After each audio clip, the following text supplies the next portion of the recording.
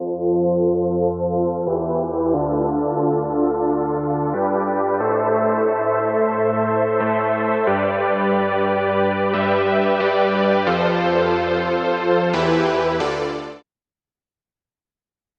there, it's Stephanie Shea, Chief Astrologer for janspiller.com with your March 2023 astrological overview. Wow. Okay. So March is one of the most astrologically active months of 2023 for sure. We'll have two outer planets changing signs this month. Mars is finally going to move into Cancer after staying in Gemini for 7 months.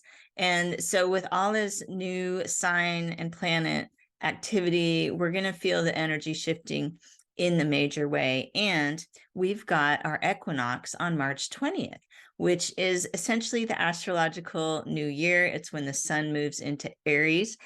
And the very next day is the new moon in Aries, which is the most powerful new moon of the year for manifesting. So it's an extra special Aries new moon this year because it's at 0 degrees of Aries, which is one of the strongest expressions of Aries, representing all things new. So you can see a theme forming here around the month of March. Anything new you want to get going, this is a fantastic month. If you've been craving that fresh start in 2023, this is the most important new moon to use for your intention setting. We will have a second Aries new moon combined with a solar eclipse. That's not until April 20th. And by that time, we're about to enter Mercury retrograde. So while I do think it's still a pretty powerful new moon, not as in the clear to immediately get started as this one. So let's look at all the things that are shifting in March. Both Saturn and Pluto are changing signs. We've got Saturn moving into Pisces on March the 7th after spending the last 2.5 years in Aquarius. And I think with this shift, we can expect the approach to business, systems, traditional structures to change as we head farther into 2023. That's already kind of started happening. Pluto is going to enter Aquarius on March 23rd for a brief stay this year at just 0 degrees Aquarius from March 23rd to June 11th. We'll be getting a small taste of the kind of power Pluto can express when it's in the revolutionary sign of Aquarius, as it was at the time of the American Revolution, the French Revolution, and other key political shakeups around the globe.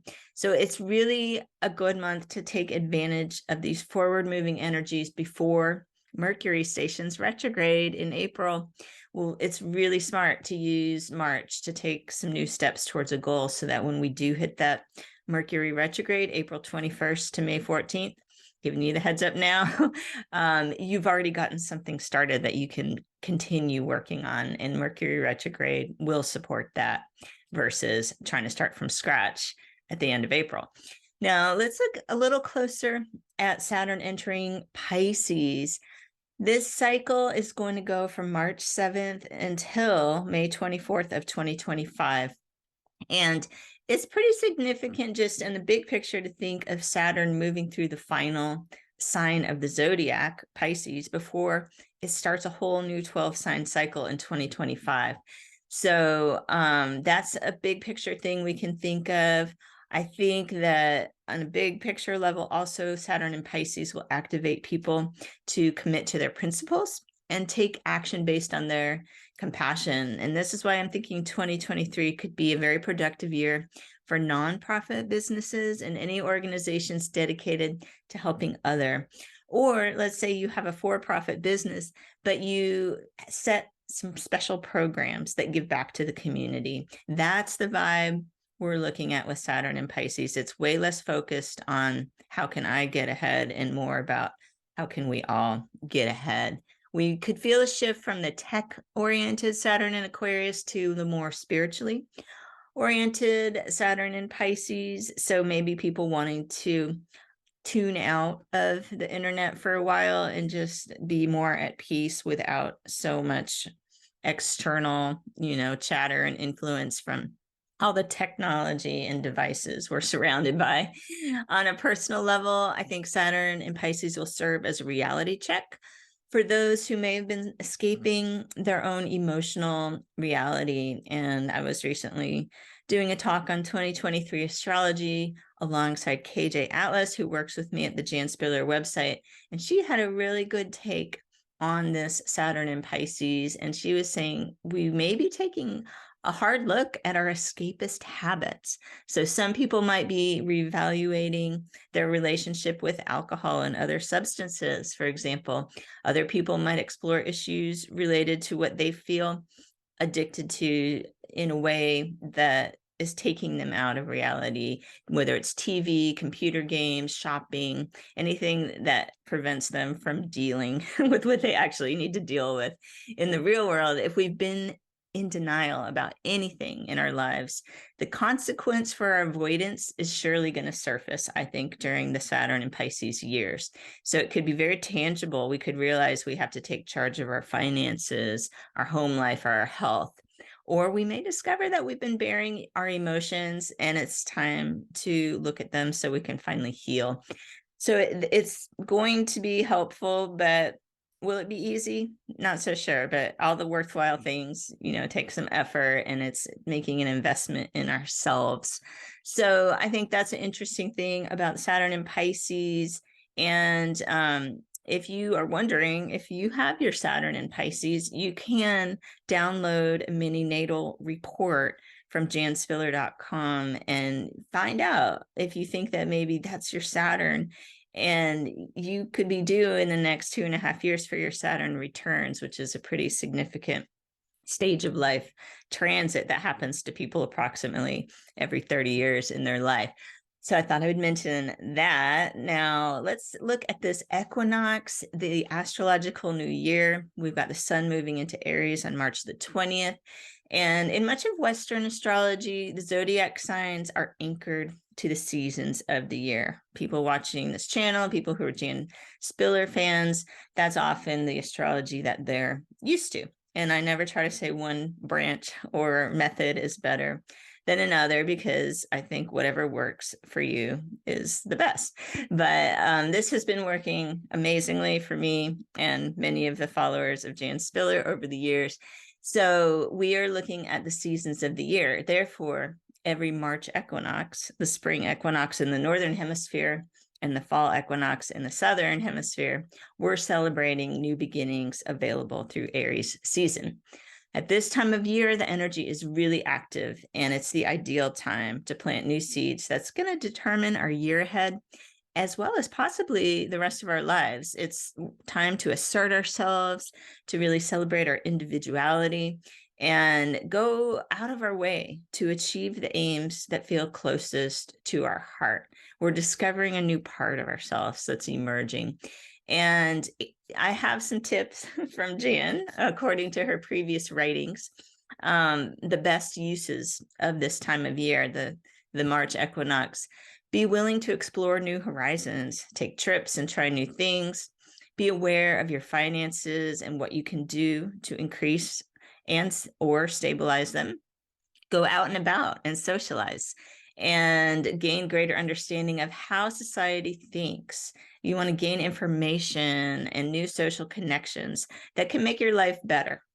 And be willing to stretch your capabilities and learn more about yourself during these months. So those are some tips that came straight from Jan back in our archives back in the day that I really want to share with everybody. Now, let's look at Pluto entering Aquarius March 23rd. Pluto, who has spent the past 15 years in Capricorn.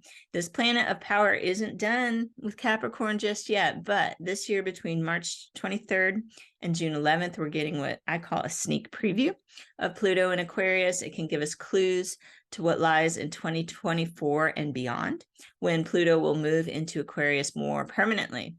Pluto is a planet representing power, death, and rebirth. So any activity by Pluto is well noted by astrologers, especially those who track political and social trends with its movements. As you all may know from watching me, that's not my emphasis. I tend to give it a look, but I really am much more invested in how this affects us on a personal level.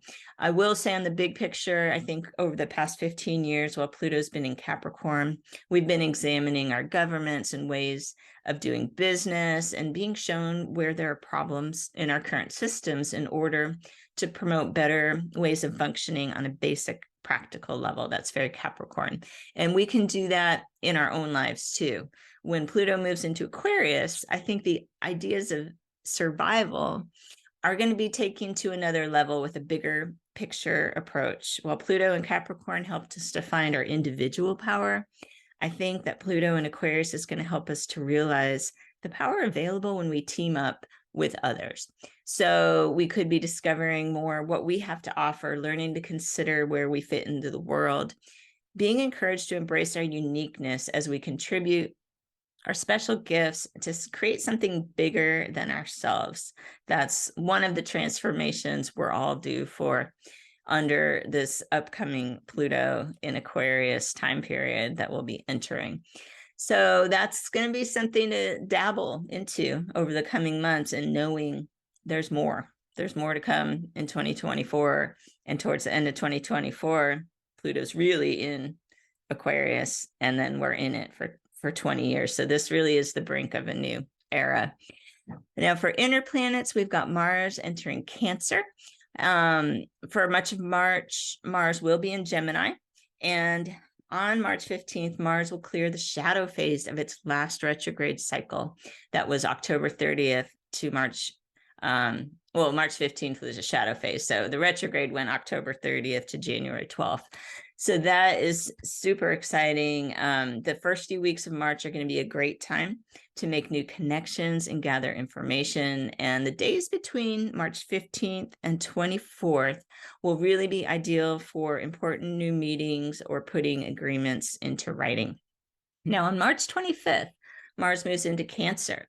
After spending the last 7 months since August 20th in Gemini, I really think we're going to notice a significant shift in our motivation and approach to goals. So while Mars has been in Gemini, I think we've been more focused on other people's opinions, maybe having trouble, I know for me, knowing when to stop researching and when to act. Mars in Cancer is going to direct us to follow our instincts without having to second guess ourselves. Our hunches and gut feelings are scheduled to be spot on. That's what I like about Mars in Cancer. Mars is going to be in Cancer between March 25th and May 19th. And during these days, we're especially supported with creative pursuits, maybe working with children, establishing self-care routines, and any activities related to improving our living situation. So if you're considering, say, buying, selling, or renting a home, it'd be wise to finalize that paperwork either before Mercury goes retrograde, April 21st, or after it stations direct on May 14th. Now, I skipped over the full moon, so I want to make sure and insert that in here. Everyone loves to hear about the full moon days. It's March the 7th, and it's a 16-degree Virgo full moon. So if you think of Virgo themes, that's all about our work and our daily practices. And the full moon represents things coming to fruition. So at this time, I do kind of expect to see some results for everyone who's been plugging away at something, maybe quietly behind the scenes without recognition. Whatever it is, this Virgo full moon is saying, hey, I see you. And look at what you have done. Even if it's the smallest step of a giant project, you could look and say, well, that's done. I did it. That's the Virgo satisfaction, I think, available at this full moon on the 7th. On the flip side of things that could go wrong, I think Virgo full moons can bring out everybody's inner critic a bit. Be mindful of your thoughts, words around this time. Are you being too hard on yourself? Are you being too critical of others? That can really get blown out of proportion out of Virgo full moon. But when you're keeping that in check and being mindful, you can also use that scrutiny to really assess your situation and see it realistically, and hopefully take off the critical lens and just work with, okay, this is what we have. This is not working. no fault, no blame, but let's fix it. That's another good way to use it. Now, our new moon is on March the 21st. So this is that powerful 0-degree Aries new moon I was talking about at the beginning. And this is such an amazing time to set intentions, not just for the coming moon cycle, but for the whole year. This is setting off the lunar cycle for all of 2023 with this 0 degrees Aries new moon. So, and especially if you were born on or around March 21st, this is a big year for you ahead to start new things in your life. But everyone can use this new moon to set their intentions for anything new they want to start, anything that feels personally very important to them. It's a big time to focus on your personal growth and being bold, being more self-directed, more self-reliant, perhaps bringing out your leadership skills. So I hope that you can make the most of all of this month's really big time astrology that's going on. And don't forget to take some breaks, because it's going to feel like everything's happening at once and you'll need to pace yourself a little bit. So, but do make the most of it. And I hope you have a wonderful month of March. I'll be back soon with your next monthly overview.